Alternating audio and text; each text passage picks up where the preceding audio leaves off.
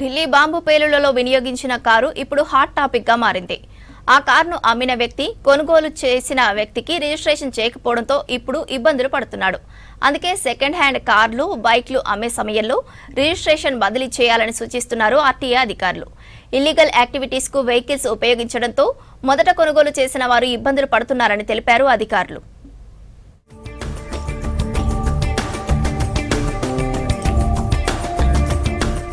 ఢిల్లీ ఎర్రకోట దగ్గర భారీ పేలుడుకు ఉపయోగించిన కారు హ్యుందాయ్ i20 అని తేలింది. ఈ కారు పలువురు చేతులు మారినట్టు దర్యాప్తులో గుర్తించారు అధికారులు. దీన్ని మొదట ఉపయోగించిన వ్యక్తి రిజిస్ట్రేషన్ బదిలీ చేయకుండానే వేరే వ్యక్తికి అమ్మాడు. తర్వాత కారు చాలా రాష్ట్రాలు తిరిగింది. అయితే ఓనర్షిప్ మాత్రం బదిలీ కాలేదు. కారు రిజిస్ట్రేషన్ మొదటి ఓనర్ పైనే ఉంది.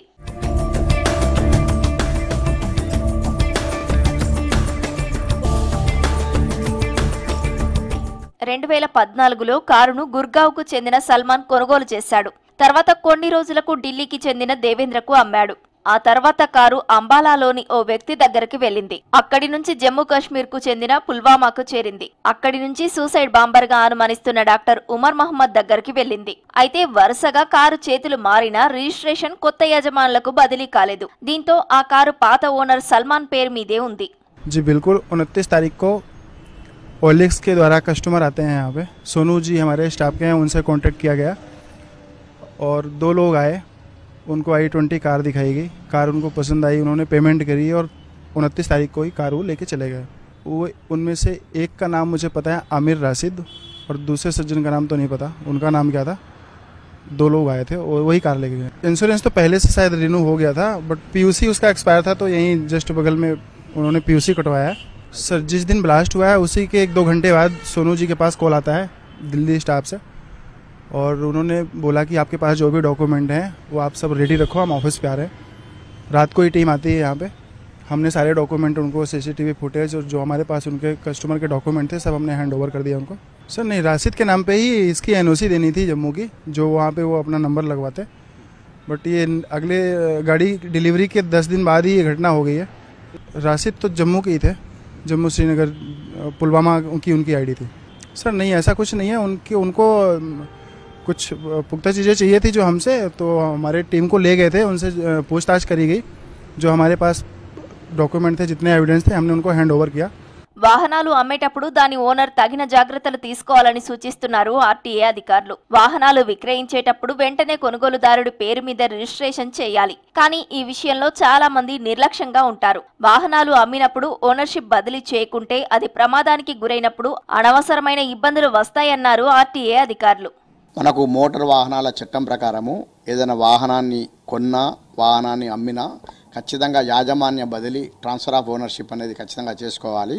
చాలామంది వాహనదారులు వారు బండిని, వాళ్ళకు ఉన్నటువంటి వాహనాన్ని అమ్మినప్పుడు కొంచెం నిర్లక్ష్యంగా, అజాగ్రత్తగా ఉండడం జరుగుతుంది. ఎందుకంటే సెకండ్ హ్యాండ్ మార్కెట్కి సంబంధించినటువంటి దగ్గర కానీ, లేకపోతే షోరూమ్స్ వల్ల కానీ, లేకపోతే వేరే వ్యక్తులకు వాహనాన్ని అమ్మి దాన్ని బదిలీ చేసుకోకుండా ఉండడం వల్ల ఆ వాహన ఇతరత్ర అంటే నేరానికి, అటు గంజాయి అక్రమ రవాణా కావచ్చు, నిన్న మొన్న జరిగిన ఆ బాంబ్ బ్లాస్ట్ కేసులు కావచ్చు, లేకపోతే ఇంకా ఎటువంటి వేరే విధమైనటువంటి ఒక ఇల్లీగల్ యాక్టివిటీస్లో అటువంటి వాహనం దొరికితే ఆ యజమాని, ఆ పేరు ఎవరిపై అయితే ఆ వాహనం ఉందో వారే బాధ్యత వహించాల్సి వస్తుంది.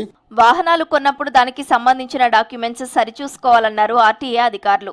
RC, బీమా, పొల్యూషన్ సర్టిఫికెట్స్, ట్యాక్స్ రసీదులు కరెక్ట్ గా ఉన్నాయో లేదో చెక్ చేయాలని సూచించారు. ప్రమాదాలు జరిగినప్పుడు వాహనాన్ని నేరాలకు ఉపయోగించినప్పుడు చిక్కులు తప్పవన్నారు అధికారులు. నిజంగా వాళ్ళు నిర్దోషిగా ఉన్నప్పటికీ కూడా ఆ నిర్దోషిత్వాన్ని నిరూపించుకోవడానికి చాలా ఇబ్బందులు పడాల్సి వస్తుంది. కాబట్టి వాహనదారులు ఒక అవగాహన ఉండాల్సిన అవసరం ఏంటంటే, ఖచ్చితంగా తమ వాహనాన్ని ట్రాన్స్ఫర్ చేసుకునేటప్పుడు ఖచ్చితంగా ఫామ్ 29, ఫామ్ 30 అన్న 2 ఫారాలు ఉంటాయి. అది ట్రాన్స్పోర్ట్ డిపార్ట్మెంట్ వెబ్సైట్లో ఉంటాయి. ఆ ఫారాలను ఫిలప్ చేసి ఆ అమ్మిన వారికి ఇవ్వడమే కాకుండా దగ్గరుండి ఆ ప్రక్రియను పూర్తి చేసి వారి పేరు మీదుగా మారే విధంగా చూసుకోవాలి. ఒక క్రిమినల్ యాక్టివిటీని ఛేదించే క్రమంలో ఇటువంటివన్నీ కూడా మనకు చాలా కీలకం అవుతాయి. అటు CC కెమెరా ఫుటేజ్ల దగ్గర నుంచి కాల్స్ డాటా వరకు, ఇటు వెహికల్స్ యొక్క ట్రాన్స్ఫర్ ఆఫ్ ఓనర్షిప్ దగ్గర నుంచి వాటికి సంబంధించిన డాక్యుమెంట్స్ వివరాల వరకు ప్రతిదీ కూడా ఆ నేరాన్ని పరిశోధించే ఆ వ్యక్తులకు ఆ ఇన్వెస్టిగేషన్ టీంకు చాలా అవసరం అవుతుంది. ఢిల్లీ పేలుళ్లకు ఉపయోగించిన కారును మొదట కొనుగోలు చేసిన వ్యక్తి తర్వాత అమ్మిన వ్యక్తికి బదిలీ చేయనట్లు తేల్చారు. బైక్ లేదా కార్ అమ్మేటప్పుడు వాహన రిజిస్ట్రేషన్ మార్చుకోవాలి. లేకపోతే ఈ వెహికల్స్ తో వేరే వాళ్ళు చేసే ఇల్లీగల్ యాక్టివిటీస్ కు మొదట కొనుగోలు చేసిన వారే బాధ్యులన్నారు రవాణా శాఖ జాయింట్ ట్రాన్స్పోర్ట్ కమిషనర్ చంద్రశేఖర్. కాబట్టి ఇటువంటి సందర్భంలో ఇలా ఉన్నప్పుడు ఖచ్చితంగా చాలా అవాంతరాలు, అడ్డంకులు, అంతేకాకుండా కేసును కూడా పక్కదారి పట్టే ప్రమాదం ఉంటుంది. కాబట్టి ఖచ్చితంగా ప్రతి వ్యక్తి కూడా ఆ బాధ్యత తీసుకోకపోతే ఇటువంటి దాంట్లో ఏదైనా యాక్టివిటీస్లో ఉన్నప్పుడు ఆ ఇన్నోసెన్స్ని నిరూపించుకోవాల్సిన బాధ్యత ఉంటుంది. లేదనుకుంటే వారిపై ఖచ్చితంగా క్రిమినల్ యాక్షన్ కూడా తీసుకోవడం అనేది జరుగుతుంది. కార్లు, బైక్స్ అమ్మే సమయంలో రిజిస్ట్రేషన్ ఖచ్చితంగా మార్చుకోవాలని సూచిస్తున్నారు ఆర్టీఏ అధికారులు.